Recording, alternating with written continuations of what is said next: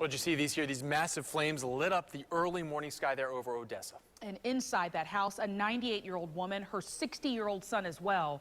Luckily, the two were able to get out just in time, but firefighters say this was no easy fire to fight. ABC Action News reporter Eric Waxler is live at the scene with the amazing story of how the mother and son managed to get out. Eric?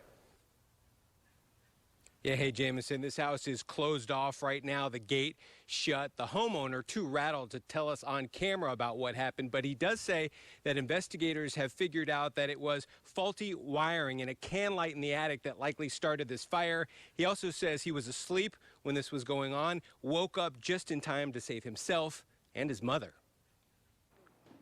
98-year-old Mary Solomon is still smiling after she and her dog Lola made it out of a massive fire early this morning. Her son Tony says the smoke woke him up and he is still feeling it after breathing so much in. He says he got his mother to safety by breaking the window in her bedroom. While he's not ready to go on camera to talk about the ordeal, his neighbors marveled at how lucky everyone was to get out alive. Flames were taller than those oak trees over there when I got out here. Ansley Watson lives right next door to the 6,000 square foot home on Church Lake. And then when my wife woke me up a little before 4 and said Tony's house is on fire,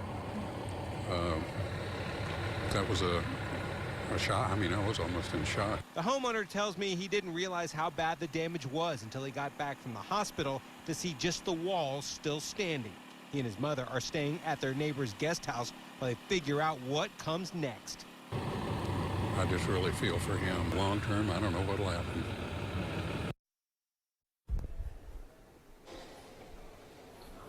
Yeah, and there are no fire hydrants in range here, in more of a rural neighborhood, so firefighters had to bring water in. There were also reports of propane tanks exploding during this fire. Live in Odessa, Eric Waxler, ABC Action News.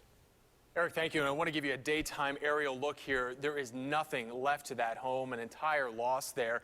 Firefighters, as Eric mentioned, had a tough time finding water and then getting enough of it on the flames to keep that fire in check. But the reality is here, many homes in the Bay Area are nowhere near a fire hydrant. ABC Action News looking into your safety and found that 1/3 of Hillsborough County is not near hydrants because they depend on well water instead of public water lines that give access to those hydrants. It's a reminder for people in outlying rural areas to have a safety plan in place. And we talked to people about safety, and they say the fire trucks are bigger and more equipped these days. They had little small trucks in the house. Most houses burnt down.